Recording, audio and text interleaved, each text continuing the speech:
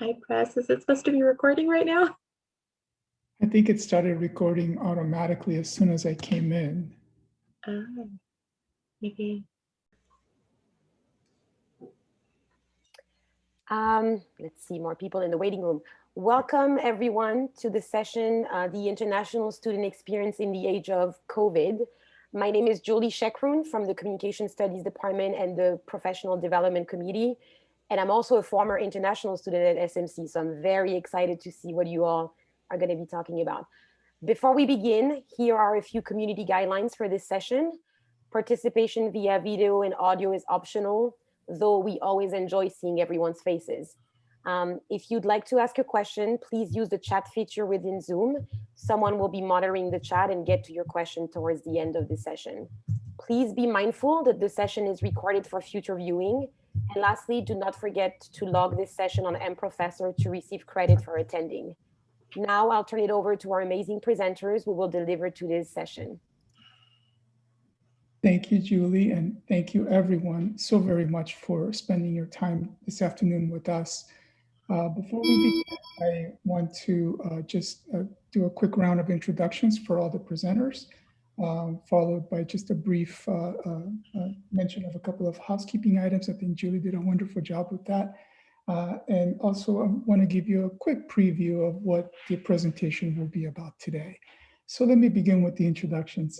Today we are truly graced with the presence of three individuals who individually and collectively are some of the most experienced, knowledgeable, dedicated, and just gifted professionals I have ever had the pleasure of working with. They comprise the International Education Center's immigration team. And we have with us today, Cristina Garcia, Amanda Casale, and I'm sorry, Danielle Casale and Amanda DeLatorre. So thank you for putting this together and thank you for co-presenting today. Some housekeeping items, as Julie mentioned, you can use the video options at the conclusion of the presentation to ask questions by raising your hand, or you can type your questions into the chat. We will read them and answer them so that everyone can hear the question and hear the answer.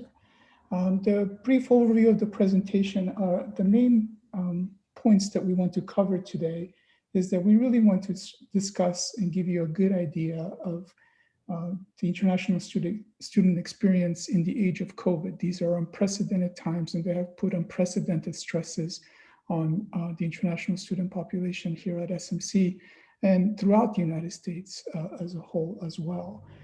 We want to really kind of spend a little bit of time talking about the benefits of international students at SMC, both from a cultural perspective as well as an economic perspective. And then we want to also address the immigration policies that impact international students in a way that, that is very unique to this particular population. And we want to also talk about how the International Education Center and our amazing counseling team support our international students under normal conditions and under these exasperated conditions over the past 14 and going on 15 months now. And lastly, and certainly not least, we want you to actually meet some of our students and hear it from their firsthand experiences. We have a few recorded videos that will give you a perspective of how our students are living through these difficult times.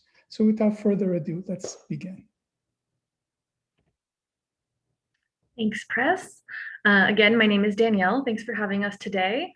So here you can see the top 10 countries represented by students at SMC: China, South Korea, Japan, Sweden, Indonesia, Brazil, Taiwan, Turkey, France, and Hong Kong.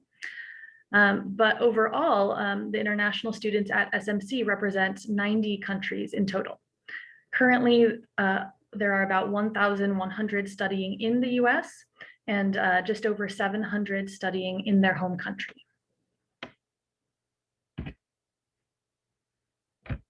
So the F1 visa is the student visa. Students who enter the US using the F1 visa are required to follow the government's regulations for F1 visa holders.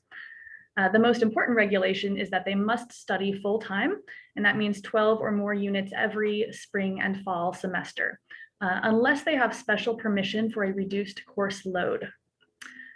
RCLs can only be approved under very specific circumstances per government regulations. For example, in a student's very first semester, in their last semester, or under specific like medical circumstances. If they have an injury or an illness that prevents them from completing 12 units, they could get an RCL. But other than that, they have to study full-time every semester, no matter what. If a student does not complete that minimum requirement of 12 units and does not have approval for an RCL, then they violated the terms of their F1 visa and they're no longer in the US lawfully.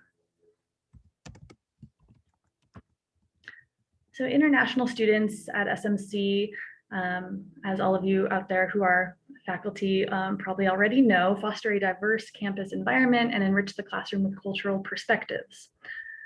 According to NAFSA, which is the Association of International Educators, international students studying in the US at colleges and universities contribute $39 billion to the national economy and support more than 400,000 jobs. International students at SMC are the second largest revenue source, and their tuition is about 8 times more than a resident student. So if we're looking at a 3-unit class, it's about $1,125.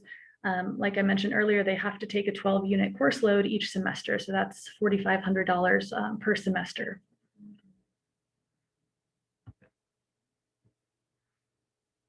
Okay, great. Thanks, Danielle. And we'd like to discuss some of the immigration policies that came about when the COVID pandemic broke out. So the Student and Exchange Visitor Program, which is the government office that oversees the international student population in the US, they released some guidance way back last year on March 26, and that guidance did loosen some of the regulations pertaining to our F1 students, particularly. It allowed F1 students to return to their home countries and continue to maintain their F1 student status as long as they were still meeting those requirements of studying full-time. So they were allowed to go back home, study full-time, or in some cases get a reduced course load and still have that F1 visa status as if they were here in the US. Another change that occurred with that policy, like Danielle mentioned, there are certain limitations for students on an F1 visa, and one of those prior to COVID, it was that they could only take one online class to satisfy that full-time course requirement. And that one online class could not be more than 3 units. So when this pandemic hit, the government did loosen that restriction, allowing more than one online class. So for many of our students, that just meant that they could take all of their classes online while in their home country or here in the US. And then another change that was required by that guidance was that schools did have to report which mode of instruction they would be utilizing. So they gave schools procedural updates to report whether they were going to be 100% online or hybrid or still on ground. So that was one of those updates. And then shortly thereafter, a couple months later, in August of 2020, another policy change came about. And unfortunately, this did impact our enrollment of new international students. So for new F1 students, they were not going to be allowed to enter the US if they were going to study at a school that had 100% online remote instruction. So while SMC was still admitting students from overseas, this new guidance would not permit those students to come into the US to study because at that time SMC was 100% online instruction. So students were guided to start some of their classes online while in their home countries with the intention of coming into the US at a later date to study here in the US. And this also guided our discussions about hybrid courses at SMC.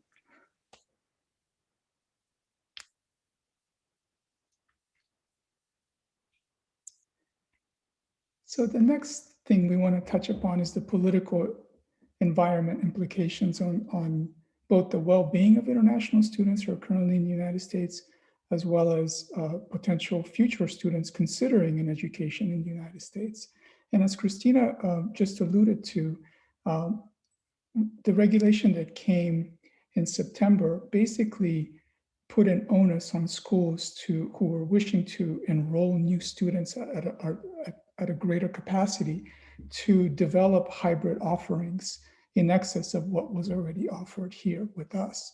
So the International Education Center, along with our counseling team, worked hand in hand and with academic affairs to develop hybrid options for international students who were new to the college so that we can create I-20s, which is the document they need in order to apply for their F1 visas, and annotate that I-20 with a statement that the student will be enrolled in hybrid options once they enter the United States.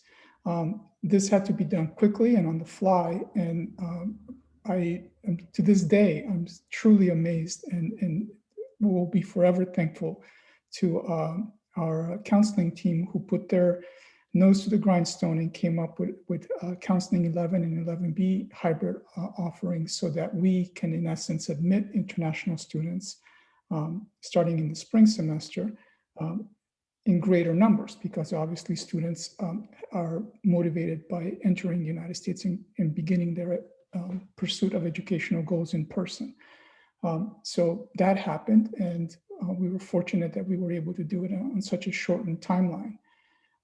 But the overall political environment, while it was initially beneficial when we first went to a remote learning modality in March, the government was quite accommodating.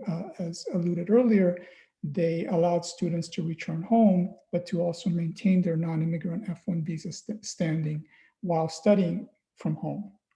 For the students who remained in the United States, the government also lifted the cap on the number of online courses that students can take. As mentioned earlier, that number was 1. Now it could be all. So the regulation was quite favorable, but it stayed that way, but not without quite a few bumps in the road. Most notably on July 6th, and I remember this as vividly as I remember the birth of my kids, only that was positive, this was very negative. It was about 11 o'clock in the morning when the email came. And it was basically telling us that the Trump administration, whose impetus was to open as many of the economic sectors in the country as possible, was basically forcing institutions of higher learning to reopen or to have more on-ground offerings by stating that any international students currently in the United States had to, within a very short period of time, return to on-ground courses or find or transfer to institutions that were offering on-ground courses or return home. And you can imagine the level of panic that proclamation harbored. And within minutes, our email boxes, our telephone, everything exploded. Students were in just panic mode.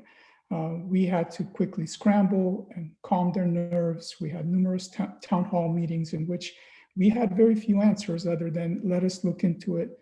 We have a little bit of time. But that perception of instability still resonates today. Fortunately, within a day, literally, Harvard and MIT together combined to launch a legal offensive against this initiative. And within a little over a week, the government rescinded their intent to implement this new regulation. And everyone took a breath of relief. Unfortunately, it didn't last very long. On September 25th, once again, DHS proposed to eliminate this time one of the key tenets of the F1 visa status, which is the duration of status clause within the non-immigrant regulatory status of the F1 visa. And what this would truly, had this actually gone through, it would have literally destroyed international education within the United States. Basically, the duration of status clause is that a student can come into the United States and have an indefinite period of time during which to progressively move through their educational goals. They were not set by an expiring timeline. What the Trump administration proposed to do is exactly that to set a set period of time during which an international student who's pursuing their academic goals in the United States had to complete those goals. And if they needed more time, they were going to be put through this onerous extension of application process that could result in a denial. Obviously, this would have severely impacted any international student who had aspirations of pursuing their education in the United States, because they would be, in essence, forced to complete a program of study within a set period of time. We all know that is an unpredictable endeavor at best. Fortunately, this happened late in the Trump administration tenure, and when the Biden administration took over, they put in an immediate freeze on any pending change of regulatory statutes. And fortunately, last we've heard, this will not be pursued, and the duration of status clause will remain as one of the staples of the F-1 visa status. Before they were done, though, they had the Trump administration also wanted to create a task force to evaluate the impact of international student employment on domestic employment. And they wanted to, in essence, guard against adverse impacts on US workers. The basic premise of this task force was to ultimately gather enough information to eliminate the optional practical training component of the F-1 visa. So initially they tried to set a definitive time limit as to how long a student can remain in the United States to pursue an education. And secondly, they wanted to eliminate one of the more attractive tenets of the F-1 visa, which is the employment option following their completion of study at each level. Once again, the Biden administration, upon taking over, the levers of power stopped this, and the task force was never put together, and there's no plans of pursuing that. So we dodged some bullets along the way, but the damage of these initiatives will remain for us for indefinitely. With each successive attempt to change the basic tenets of the F-1 visa status, whether they succeed or fail, there's this perception of instability. And international students and their families who want to send their kids here, who want to come to pursue their educational goals here, need a sense of stability from the regulatory framework that literally governs their ability to stay in the United States. Any hint of the opposite will adversely impact our enrollment numbers. Furthermore, the market for international students is expanding and has been expanding beyond the United States. We have competitors in Canada and in the UK and Australia as well, who have a much more stable regulatory environment and a much friendlier environment, perceived environment for international students. So while these things didn't come to fruition, they do have lasting damages. All right, so we kind of shared a little bit about what has been going on with our international students in terms of the regulatory implications, but we wanted to share how our department is helping to support our students during this time. So one of the major undertakings by our department, as Press shared, was with major help from our counselors and academic affairs, was to create multiple sections of this hybrid counseling course. So our new students could enroll in it and potentially come and enter the US. And later on, we'll hear from some students, but the time difference has been a huge impact for them, for students who were studying in the fall abroad and did not have the opportunity to come during that semester. And then our office, like most other departments, has also moved a lot of our services online. We're still offering the same services we did on ground, which include counseling and assisting students with housing, health insurance, and immigration questions. We've also added a chat box on our web pages, which can help assist students via a chat option. And we found that this has been really helpful, especially for our students abroad because of the time difference. And then our counselors are so amazing. They've shifted their hours to better accommodate our students who are in their home country and in different time zones. And then lastly, our department also hosts weekly mingles and open house events, which are led by our peer mentors to provide space for our students to connect. All right. And I'm sure that we can all agree that shifting to this all remote environment has been very challenging, but we wanted to just highlight how this shift has and COVID have impacted our student population in particular. Our students have expressed difficulty with navigating time zone differences, changing immigration policies and travel restrictions, difficulties accessing and understanding remote class materials and digital tools, as well as difficulties just fostering connectiveness and community. And then lastly, our international students are also experiencing financial hardships.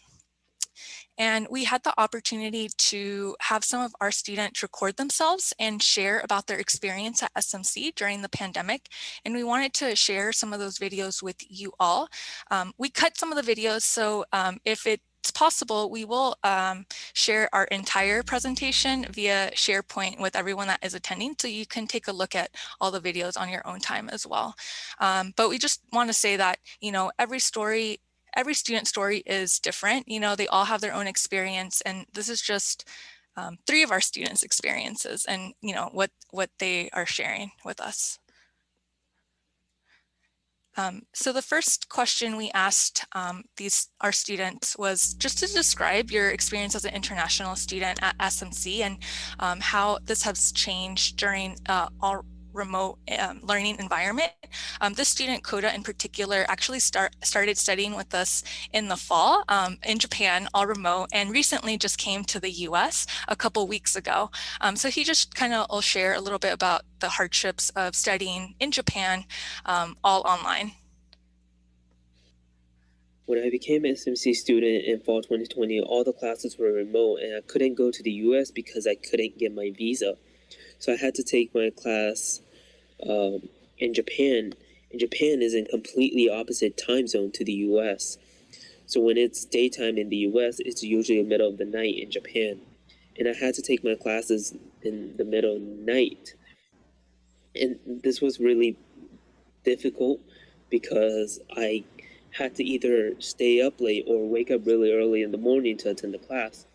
And sometimes I won't have enough sleep and lose my focus during the class or when I was doing my assignments. And outside of the class, I was basically doing my assignment all day because, first of all, fall 2020 was my first semester and I wasn't still familiar with the system they use to submit assignment or check the assignments. And also, because I'm an international student and English is my second language, I had a hard time reading instructions and doing my assignment because sometimes I will misunderstand the instructions and had to do the assignments again. And that took away a lot of my time. But I enjoyed weekly mingles and weekly open houses that they do for international students because since I couldn't go to the US, I didn't have much chance to practice my speaking or communication skills. But weekly mingles and weekly open houses allow me to practice and feel more comfortable because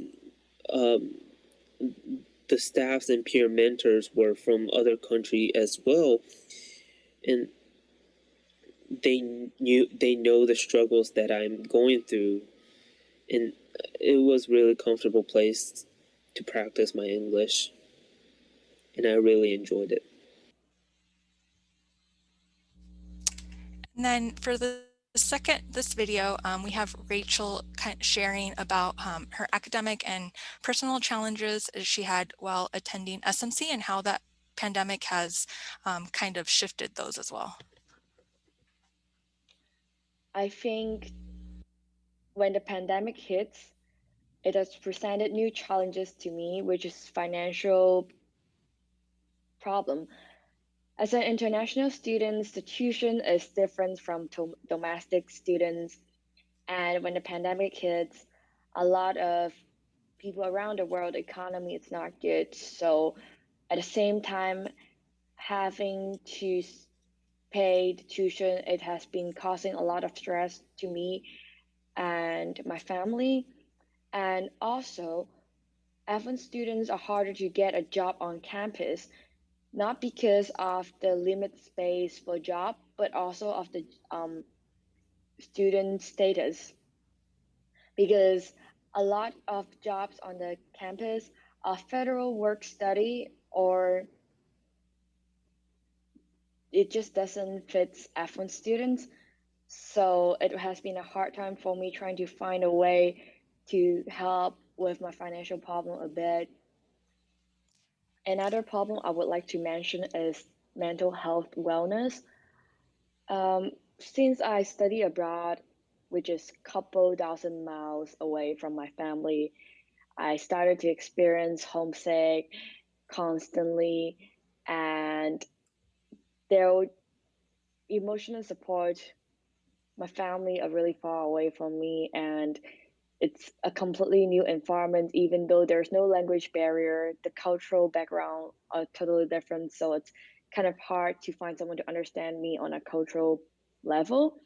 And there wasn't that much resources out there on helping mental wellness, which really make me struggle a bit. And I believe that mental health wellness problems are really common among international students, and I hope there will be more concern, raised awareness on this issue. Some challenges. Thank you. And then in this last video, we have Ainira and Rachel kind of sharing how they felt supported at SMC, and then if there's anything else that maybe we can do as an institution and to help them, to support them. I do feel very supported SMC from the very start till right now, especially during the pandemic. And I think the first thing that stands out to me is when the pandemic just started, SMC had a lot of food security programs, and they still do. And they provide food every week, and they also have another program that gives 7 meals per week every week, and it's all for free.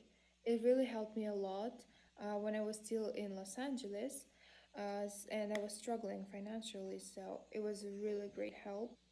Another thing is that student support services moved to online environment pretty quickly, so I had no struggle with contacting a counselor or an immigration specialist because I had a lot of questions about that, especially when the pandemic just started.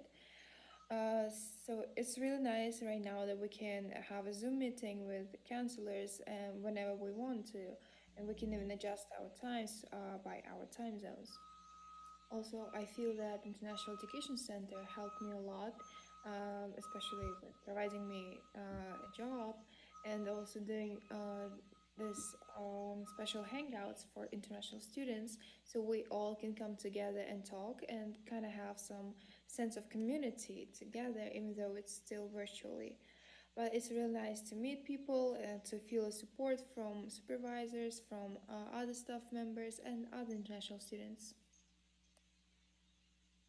Students, because I know a lot of us are out there struggling with the addition of the time difference, drastic time difference, having a completely flip over schedule, and it's really not good for like physically and mentally. So it would be really great if the school can focus on that area a bit.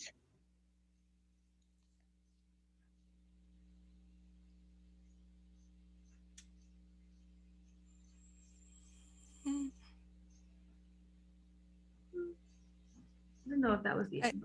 Yeah, I don't know. But essentially, Rachel was just saying that her mental health has just suffered even more just because of the time difference, and she was just hoping that more awareness could be brought upon that for international students. And with that, we conclude our planned presentation. And I hope that one of the things that can be taken away from this is just the amount of pressure that our students are under under normal conditions. There's an overlay of regulations that they have to live by that are relatively unforgiving. There's language differences, cultural differences. The entire educational process that they're currently in the United States is very, very different than what it was back home. And so they're dealing with all these adjustments overlaid with regulatory statutes that they must follow. Otherwise, they would lose the privilege of being in the United States. So they're under tremendous amounts of pressure. And overlaid on top of that was the COVID pandemic that added so much more to their already full plates. And as you notice, they're suffering, they're stressed, and everyone is doing the best that we can to support them. But one of the things that, I'm still relatively new here, I just been here for 1 year, but one of the things that I've noticed at Santa Monica College, from the International Education Center to the counseling staff, to the faculty, to everyone, has been so incredibly supportive of international students under normal conditions, and they've really stepped up under these adverse conditions as well. So from all of us to all of you, truly a heartfelt thank you for all of the support that you have always shown to our international student population. And with that, we are open to taking any questions. I think if you like, you can type them in the chat and we will read them and answer them. Or I understand that we can see it when you raise your hand, we can unmute you and you can ask the question directly. So please go ahead.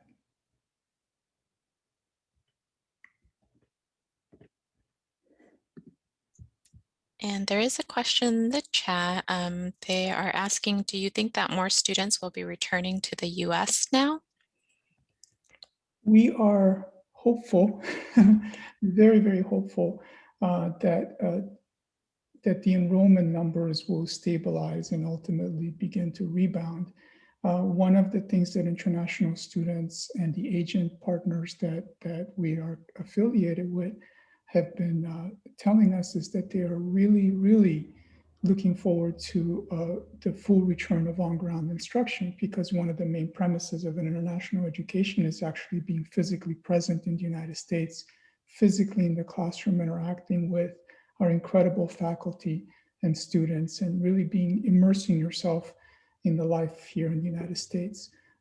Absent that, if we're going to be in a hybrid modality again for the fall, albeit a bit more expanded, we're hopeful that the numbers for the fall semester begin rebounding upwards a little bit, and eventually when we return to on-ground modality in full, we expect the numbers to start bouncing up. So that, combined with more favorable regulations and a friendlier environment that's been sort of put out there into the ether by the Biden administration, should be helpful in bolstering new student international enrollments.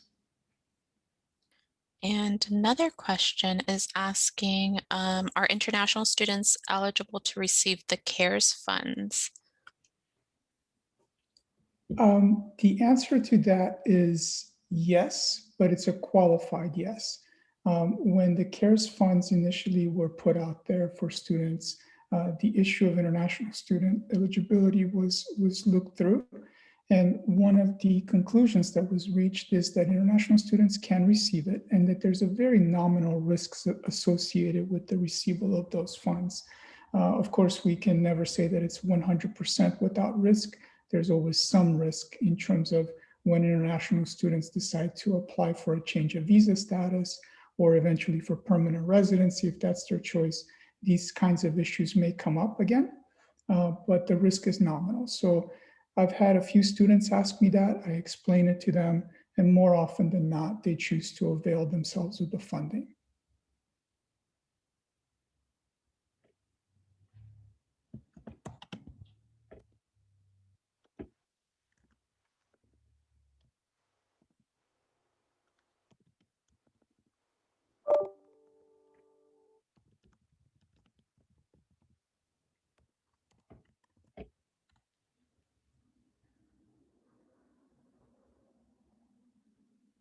Any other questions we can answer today?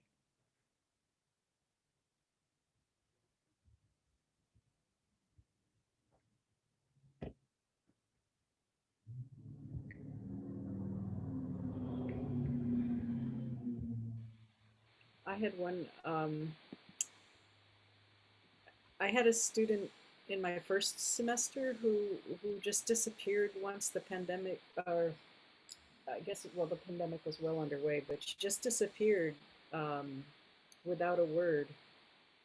And I found it incredibly distressing because she had been doing well and would have passed the class. And I reached out to GPS and they said that they would send it on to the international people dealing with international students, but there was no follow-up for me. And she was from Myanmar, or Myanmar, however you say it. And you know, I wondered if the upheaval going on there had to do with her departure or something else. But I felt at a loss because you know, she had invested so much time, and she was working really hard, and it was hard for her. And I thought the communication wasn't very good in terms of getting back to a teacher about anything I could do or anything the school was doing. It was like she vanished into thin air. I can certainly understand your frustration, and my apologies if you didn't receive any feedback. As the military coup unfolded in Myanmar, we pulled a list of students from there, and we reached out to every one of them, and we were able to connect with a vast majority of those students, and have been working in accommodating them in any way that we can. Oh, no problem. If you were to send me the student's name, it may be one of the students that we reached out already and connected with, but I would be happy to follow up and give you a detailed feedback on what was resolved. Yeah, I'd love that. I've thought of her so often, and it's this kind of helpless feeling as a teacher that you know, you do whatever you can, but if they disappear, there's nothing more you can do, really. Yeah. Absolutely. I understand. If you like, I can give my email in the chat, or I can email you directly. That's perfect. Put it in the chat, and I'll get her name and email you. Thank you so much. I will do it right now. I was wondering how many of the international students do you think really take advantage of the mingles and the open houses? It's really good to hear that you're doing that. I'm just wondering if you feel like you're connecting to a good number of them, or do you feel like some of them are kind of slipping through the cracks and aren't connecting? Cristina, Danielle, I can help answer that. I feel like it's not a majority of our students, but we have been getting, as we spent more time in this remote setting, a larger population of students joining the mingles, because I think they are looking for that connection. So it's not huge numbers, but they are growing. And I think students are talking about like how it's helpful to like meet other students, especially for students in other countries who have not been to the US yet. A lot of our conversations are just surrounding of what that visa process could look like for them, how coming to the US will look like, talking about housing. So I think we're trying to grow that to answer your question. Is there a way you could, I've had students ask for this specifically and didn't know that you were doing anything like that there. So I just wonder if maybe just sharing some of this, or so that if we have students that we think could benefit, we could share that information. And I'm sure you've reached out to them, but sometimes hearing it, sometimes another time from a professor. I've literally had students write me to ask how they can interact with other students and what else they can do because they feel so alone in their own country. Yeah, we email blast the students every week with both opportunities, but if they look, I would remind them to check their emails, and the links are provided in those emails, but we can also brainstorm like how can we share this information with faculty, because I think that's also a great way to advertise it.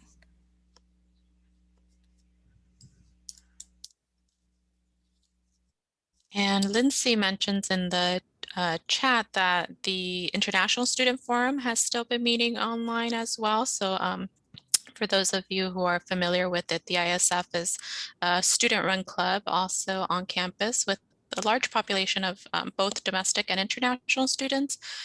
So it sounds like they're still meeting online. Yeah, so I'm one of the co-advisors for that club, and we were meeting online. One of the videos that we didn't have the opportunity to share in this presentation was Rachel. She is the ISF president, just sharing how it's been hard for all students to connect in a virtual environment. I think, you know, we all get zoomed out, and it's hard to go from like Zoom meeting to Zoom meeting. So we saw drastic decrease of students joining the club, but we are still present. We had students join us. So that's another avenue, and we are looking for more students to join and come meet with us. We are going to meet this semester at 10 p.m. to accommodate students in all time zones, because that was the other thing, that it's the time difference, right? Because if we have our meetings at our open house meetings at 11:15, that doesn't work for students in a lot of countries. Some of the students are very dedicated, are waking up at 4 a.m. In their home country to join these open house meetings. But ISF felt that 10 p.m. was, we looked at like every possible like time that could work for multiple countries, and 10 p.m. seemed to, 9 p.m., 10 p.m. seemed to work. So we're hoping to get more students because of the time change.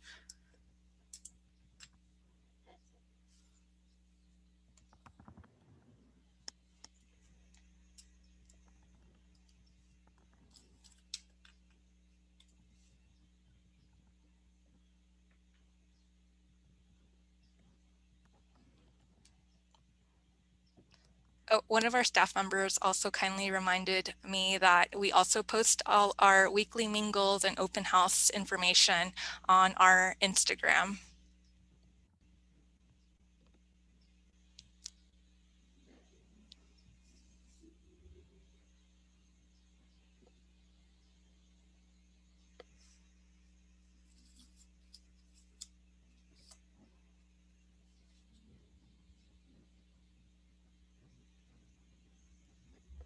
Are there any other questions we can try and answer?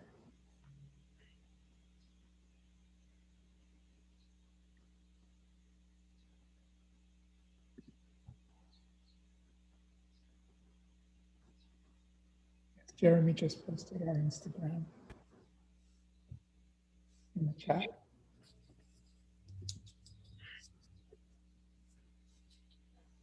If there are no more questions, we really, truly want to thank you. I know your time is precious, and thank you for spending it with us.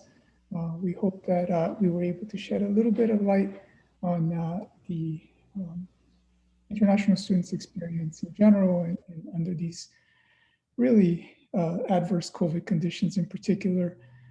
Thank you again to the co-presenters. They created this presentation, they planned it, they're truly amazing.